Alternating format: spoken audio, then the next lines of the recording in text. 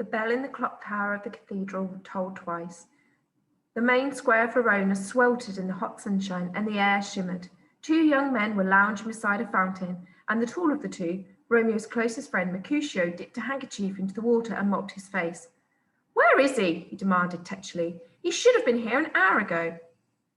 His companion, Romeo's cousin Benvolio, smiled at Mercutio's impatience.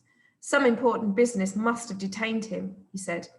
"Pair of pretty eyes, more like," snorted Mercutio. But as he glanced across the square, he saw Romeo hurrying towards them.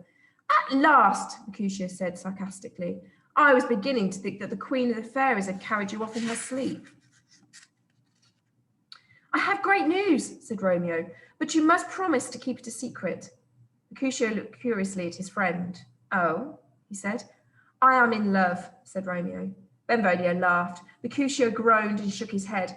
"You are always in love," he cried. "A girl only has to look at you sideways to make you fall for her." "It's more than that this time," said Romeo. "I am in love with—" "Romeo!" interrupted a harsh voice. Romeo turned and saw Tybalt with a group of sneering Capulets. Tybalt's right hand was resting on the hilt of his sword. "You were at my family house last night," he said. "Now you must pay for your insolence. Draw your sword." Romeo's eyes flashed with anger, then grew calm. "I will not fight you, Tybalt," he said. "It would be like fighting one of my own family." "Why, you milksop," jeered Tybalt. "You're as cowardly as the rest of the Montagues." "Romeo," gasped Montague, "are you going to stand to do nothing while he insults your family?"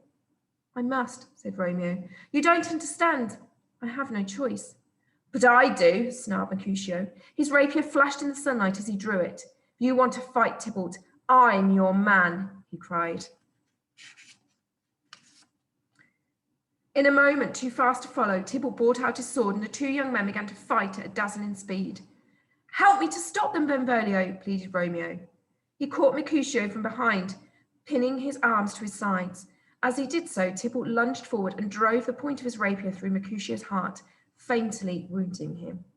"A plague on both your houses," he whispered with his dying breath.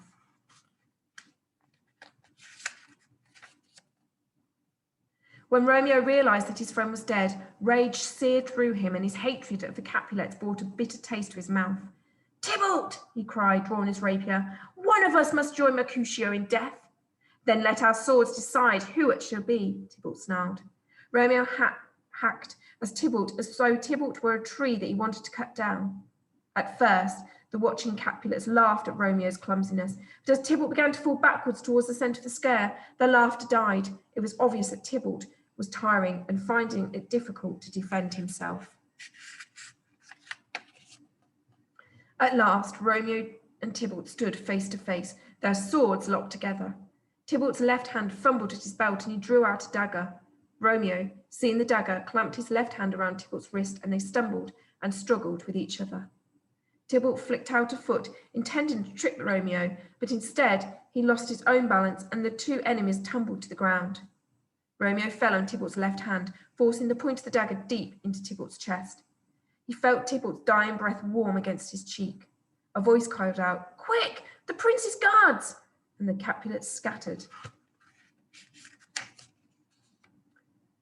Benvolio helped Romeo to his feet. "Come now, before it's too late," he said, but Romeo didn't hear him. He stared at Tybalt's body, and the full realization of what he had done fell on him like a weight. "I have killed Juliet's cousin," he thought. "She cannot love a murderer. She will never forgive me. How could I have let myself be such a fool?" He was still staring at Tybalt when the prince's guards reached him.